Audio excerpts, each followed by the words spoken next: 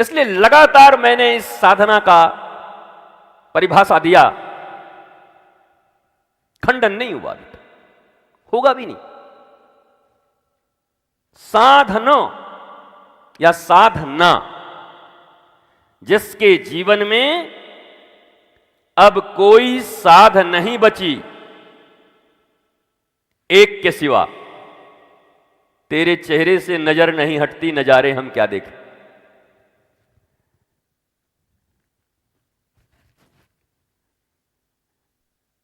एक तू ना मिला सारी दुनिया मिली, ये बॉलीवुड वाले भी गा रहे हैं कि सारी दुनिया मिली पर तू ना मिला तो फिर मुझे क्या मिला।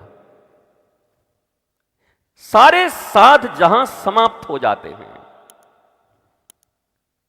और एक साध बचता है, एक इच्छा बचती है।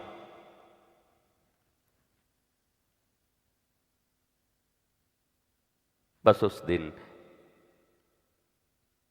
तुम्हारी साधना पूर्ण हो गई। इतना आसान है ये साधना।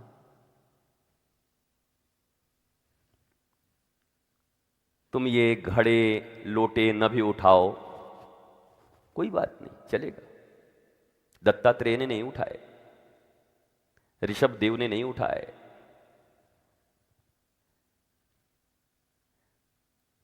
तुम अगर इस प्रोसेस से नहीं भी गुजरे तो कोई फर्क नहीं पड़ता,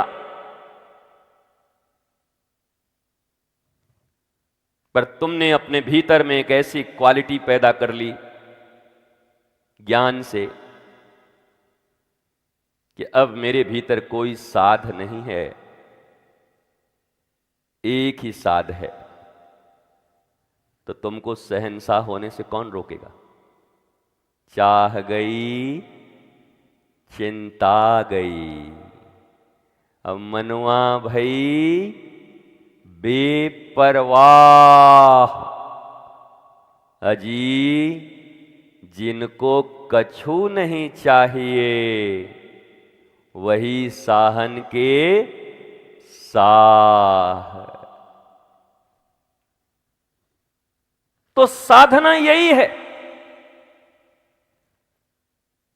गुरु दीक्षा के उपरांत, गुरु की शरणागति और प्रपत्ति के उपरांत इस जगत के जितने साध और चाह हैं वो धीरे धीरे नकली दिखने लगते हैं। धीरे धीरे उनकी ओरिजिनलिटी सामने आती जाती और वो दीवार, रेत की दीवार की तरह गिरते जाते हैं। इतना ज्ञान तो आप लोगों को भी हो जाता है। अरे बहिनी मत कहे कि आपन हुआ, पर जब बखत आयल रहल है ना तो सबसे पहले पीठ दिखा के भगना है। इतना ज्ञान तो तुम्हें भी हो जाता है। वक्त आने पर नकली चीजें भर भरा के गिर जाती हैं रेत की दीवार की तरह। ऐसे ही जैसे सूर्य के उदित होते ही अंधकार भाग जाता है, टिकता नहीं, तो गुरु तो करोड़ों सूर्य के समान है, कोटि सूर्य समप्रभ।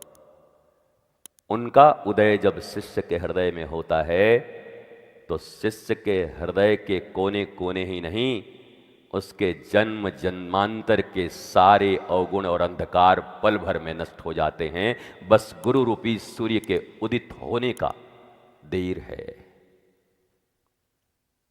वो उदित हुए और अंधकार गई,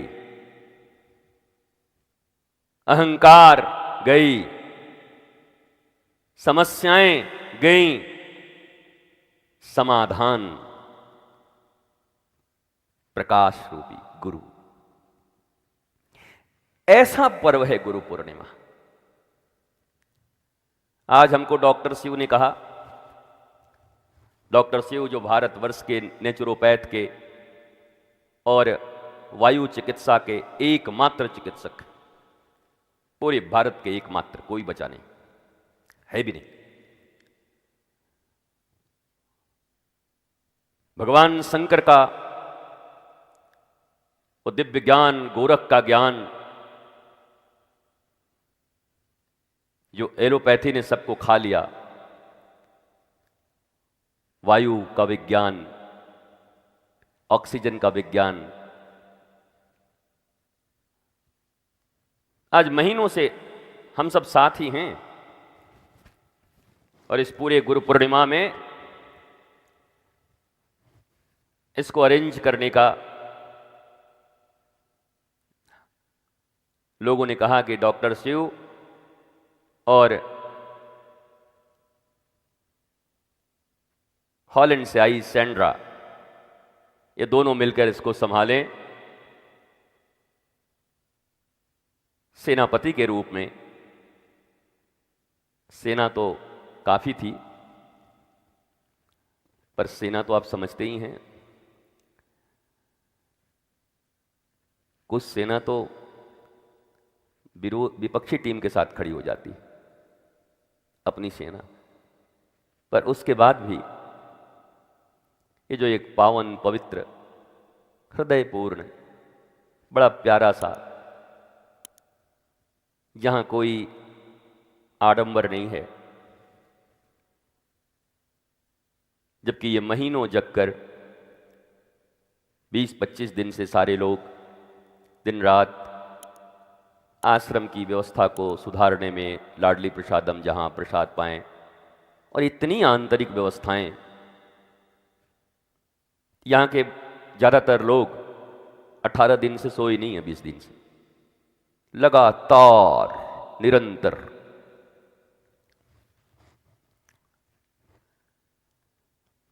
और हमारी कोई अपेक्षा नहीं रहती, बस इतनी रहती है कि आप जब आएं तो सहृदयता से मिलें, आनंदित हों, धन्यवाद दें। फूफा जी की तरह मीन मेख निकाल के न जाएं। ब्याह में फूफा जब आवें तो 4 ठो जरूर कुछ न कुछ गलती निकाल के जाएं। ये टेढ़ा लग रहा है, पानी की व्यवस्था यहाँ कैसे है भाई, यहाँ के जम कैसे रहा है, आप लोग यहाँ बल्ब क्यों नहीं लगवाए थे, गद्दा गड़ रहा है, गद्दा गड़ रहा है, कांटा दो इसको, डनलप लगेगा। कांटे का आदि है ये। तो मुझे लगता है कि उन लोगों के प्रति हमारे हृदय में प्रेम का भाव होना चाहिए, जो लोग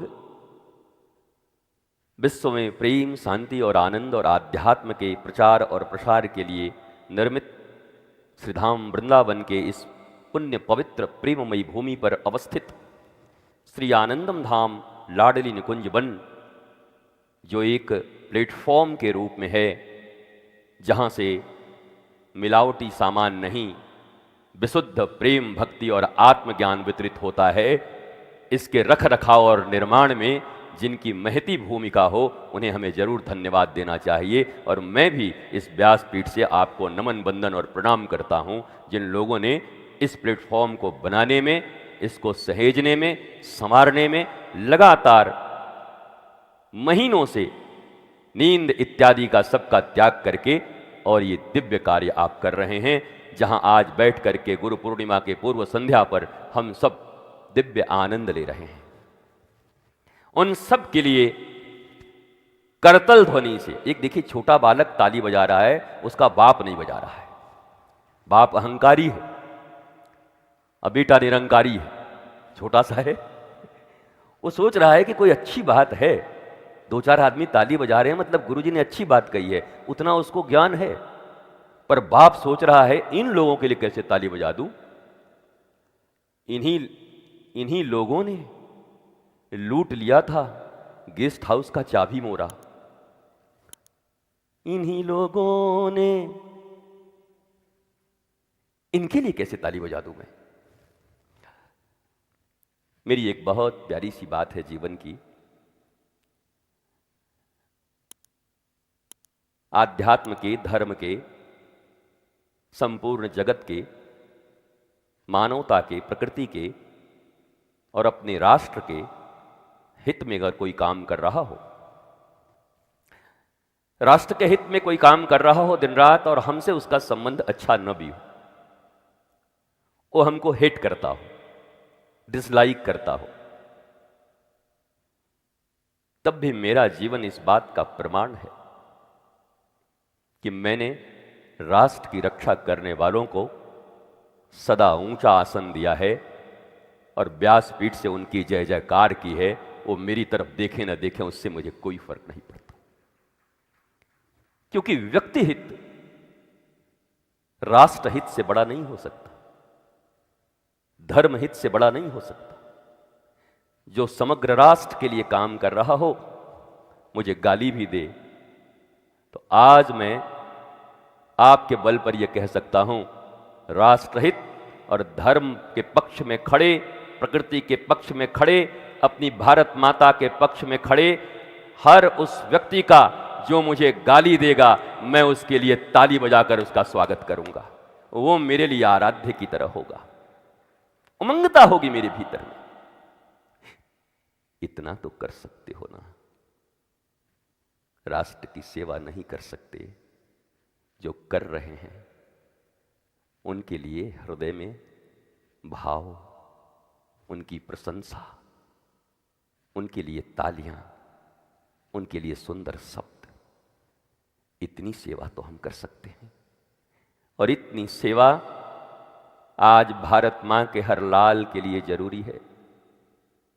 जो लोग दिन रात तुम्हें, तुम्हारी संतानों को, तुम्हारे बच्चों को, तुम्हारे देश को, तुम्हारे देश की संस्कृति को बचाने के लिए परिश्रम कर रहे, तुम अगर नहीं भी कर पा रहे हो तो निंदा करके कम से कम उनके अभियान को रोकना मत।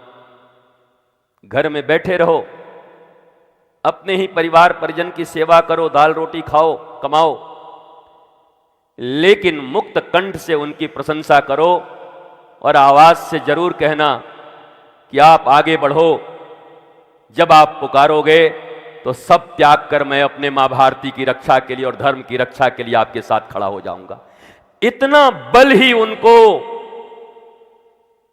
इस देश की रक्षा के लिए प्रेरणा, संबल और आत्मबल प्रदान करेगा। ऐसे ही वो सच्चे साधु संत, महंत, गुरु, सदगुरु, भक्त,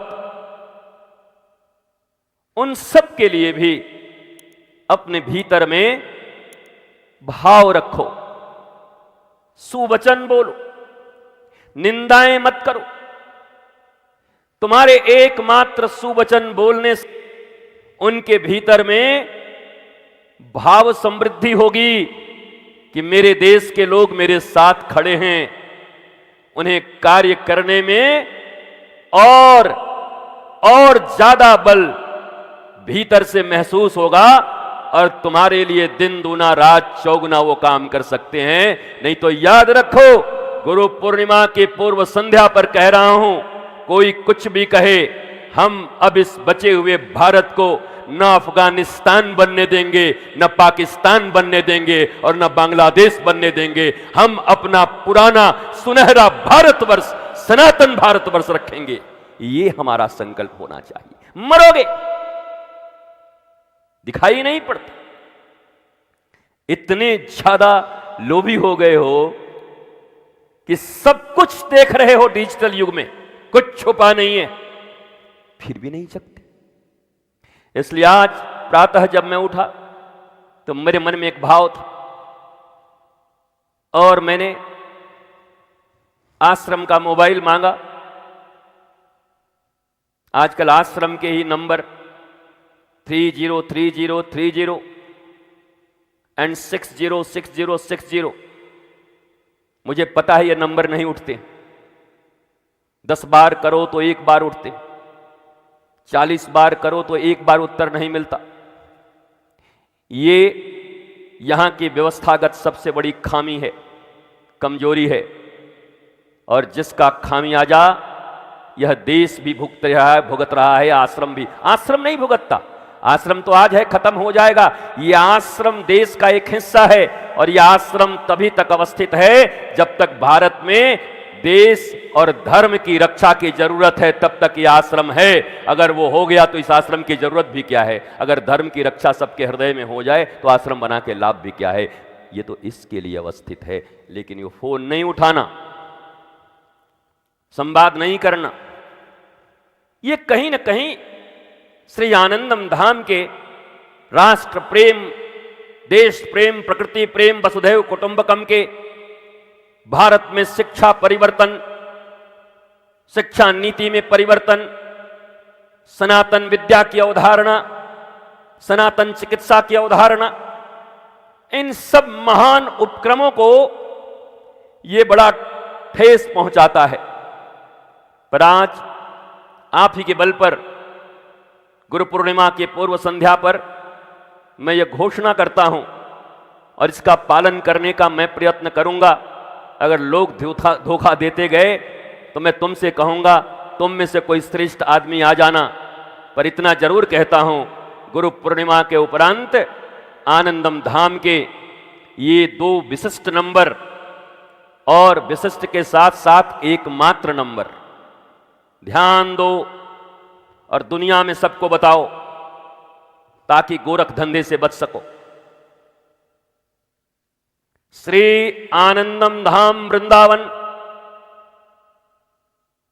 जिनको जिस रितेश्वर को तुम सदगुरु रितेश्वर कहते हो, यद्यपि सदगुरु शब्द मुझे खुद ही पसंद नहीं है क्योंकि मैं उस योग्य नहीं मानता।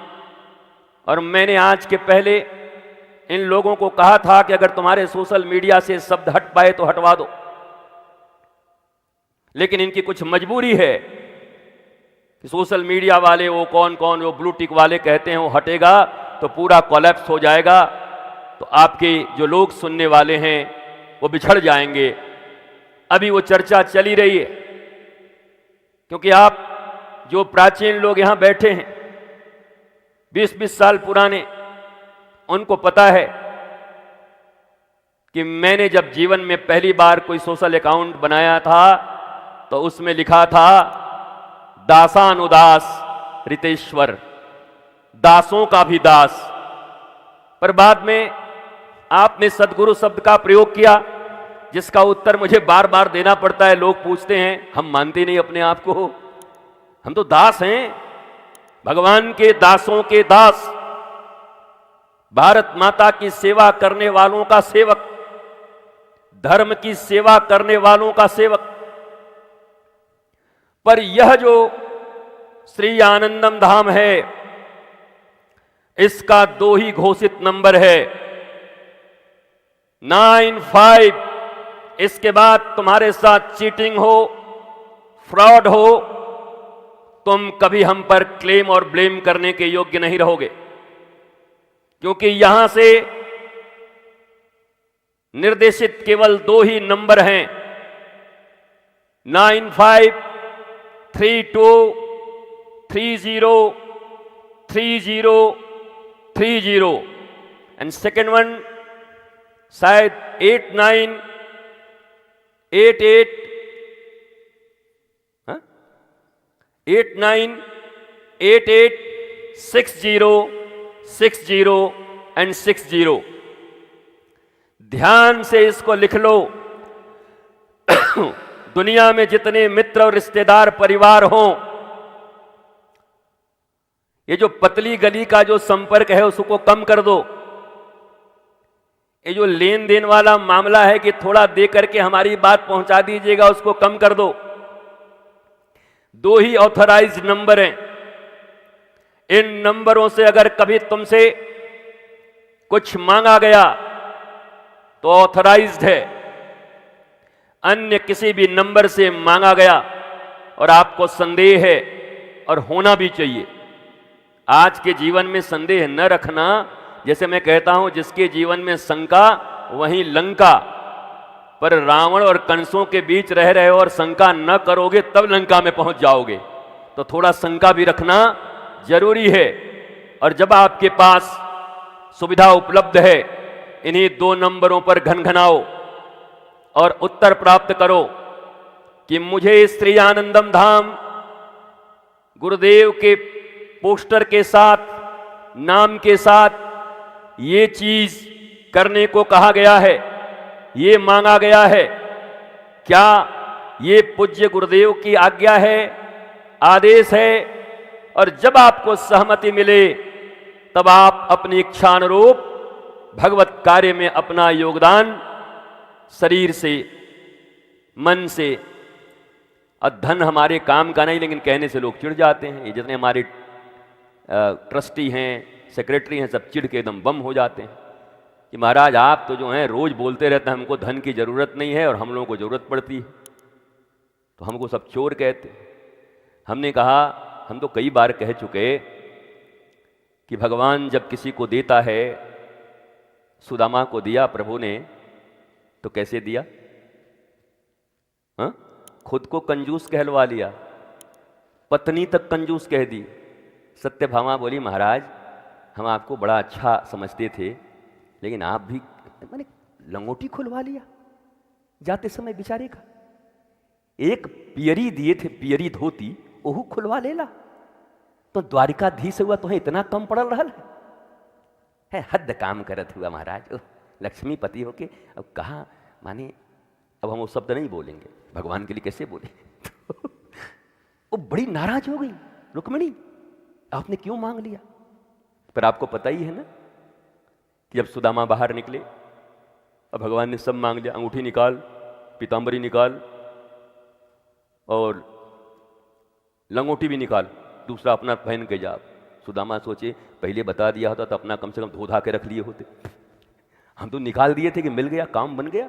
पर सुदामा जब बाहर निकले तो पूरी द्वारिका ने उनको घेरा और घेर करके बोला, जय हो संत महंत की, जय हो सुदामा की जय। बोला हमने क्या किया भाई, हम तो जा रहे हैं। अरे बोला, इस द्वारिकाधीश की नगरी में फटी लंगोटी पहन के लोग आते थे, पर द्वारिकाधीश से मिलने के बाद रथों के रथ, ट्रक तो थे नहीं उस समय, रथ के रथ धन दौलत संपत्ति लेकर के यहां से जाते थे, द्वारिकाधीश भेजते थे। पर इस दुनिया का पहला अलबेला महात्मा ऐसा देखा जिस लंगोटी को पहन कर आया और द्वारिकाधीश से मिलकर के वही लंगोटी पहन के वापस जा रहा है।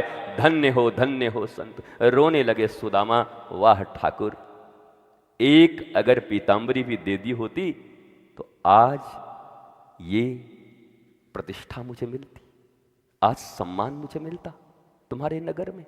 और जब पोरबंदर वापस आए, वहां देखा कि विशाल महल तैयार, सुशीला जी झमक झमक कर रही हैं, इधर आओ, ले दूर हट माया। अरे बोला माया यानी पत्नी हूं। बोले तू पत्नी नहीं पहचान रहे थे? पत्नी जो पहन ओढ़ के वो निकली झम झम 20 दासियों के साथ। बोला ए सुदामा जी इधर आओ, इधर आओ, इधर आओ, ले माया माया हट हट, साधना भंग करने आ गई। अरे बोला मैं कोई माया नहीं हूं, तुम्हारी पत्नी हूं सुशीला। तुम कौन? बोला वो आए थे तुम्हारे मुनीम जी। बोला कहां? बोला अभी भी बैठे हिसाब कर रहे हैं वो भीतर। सुदामा बोले हम तो जाएंगे नहीं, बाहर निकालो मुनीम को, हम तो महल में घुसेंगे नहीं, हमारी तो यही झोपड़ी थी, यही झोपड़ी है और यही झोपड़ी रहेगी जिसमें छत नहीं है और माला यही है और गोविंद का नाम जप होगा। बाहर निकल के आए तो देखे ठाकुर जी ऐसे करके खड़े हैं। बोला तू? बोला हम ही तो तुम्हारे मुनीम हैं। बोला तू बड़ा गजब अद्भुत आदमी है, कैसे आया इतनी जल्दी? बोला मैं तो रथ से आ गया। बोला हम चढ़ जाते तो तेरे रथ में क्या भार ज्यादा हो जाती, हम डंडा ले लेके घिसट के आ रहे हैं, तू रथ से आ गए हो, हम पहले यहां पर, हमको भी ले आ तो।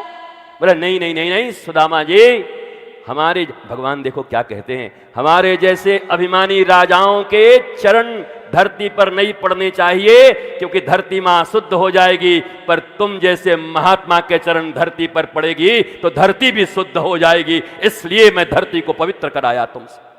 श्री कृष्ण स्वयं को अभिमानी राजा कहते, पर सुदामा कभी गए नहीं, पत्नी बच्चे रहे। सुदामा ने कहा तू मांगी थी तू रह, आनंद कर, हमारो तो यही गोविंद गोविंद गोविंद।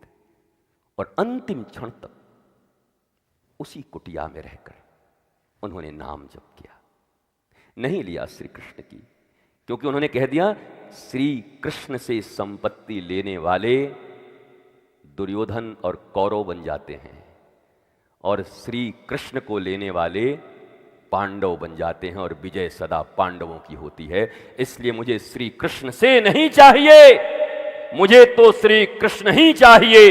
कृष्णम वंदे जगत गुरुम। ऐसे ही गुरु पूर्णिमा के पूर्व संध्या पर कहता हूं, जब कोई शिष्य कह सके मुझे गुरु जी से और कुछ नहीं चाहिए, मुझे तो गुरु जी ही आत्मा के रूप में, आत्मज्ञान के रूप में चाहिए, उसकी गुरु पूर्णिमा हो जाती है, उसके ही गुरु पूर्णिमा सिद्ध होते। स्वस्थ रहिए, मस्त रहिए, आनंदित रहिए।